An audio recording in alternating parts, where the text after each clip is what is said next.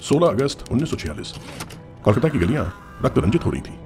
जिन्ना ने पाकिस्तान बनाने के लिए डायरेक्ट एक्शन का आह्वान किया था। मुस्लिम लीग ने उसका जवाब एक सुनियोजित निर्मम हिंदू नरसंहार से दिया। हिंदू पूरी तरह अनभिज्ञ थे। दुकानें लूटी जा रही थीं, महिलाओं पर भीषण अत्याचार हो रहे थे, उनके बलात्कार हो रहे थे, पुरुषों को नृशंसता पूर्वक काटा जा रहा था। मस्जिदों में लड़के लेंगे पाकिस्तान के नारे गूंजने लगे। दिन के उजाले में ही शहर एक शमशान बन गया। हिंदुओं का निर्मम संहार हो रहा था और कांग्रेस खामोश थी और अंग्रेज उनके सहभागी थे।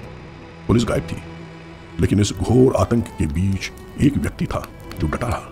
न भाषणों के सहारे, न याचिकाओं के सहारे, बल्कि हाथ में मांस काटने वाला एक बड़ा छुरा लेकर। उस व्यक्ति का नाम था गोपाल चंद्र मुखर्जी, यानी गोपाल पाठा। एक कसाई, एक साधारण मांस विक्रेता, लेकिन जब उसके लोगों पर हमला हुआ तो वो धर्म का रक्षक बन गया। उन्होंने पहले ही भारत जातीय वाहिनी नामक संगठन बनाया था, जो मूलतः बाढ़ और आपातकाल में लोगों की सहायता करता था। लेकिन जब स्थिति हिंदुओं के जीवन मरण की हो गई तो यही संगठन एक रक्षा सेना में बदल गया।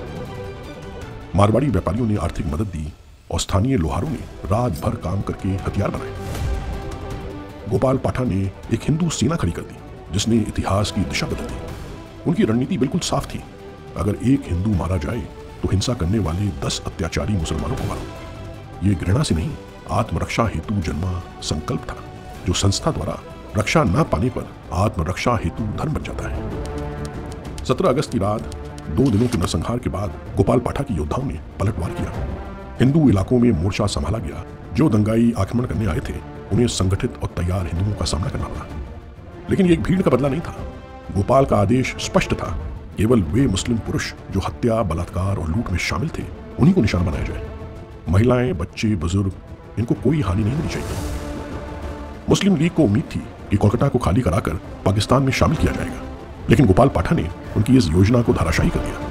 उनकी रणनीति ने कोलकाता को बचा लिया, बंगाल को बचा लिया और लाखों हिंदुओं का नरसंहार होने से बचा लिया।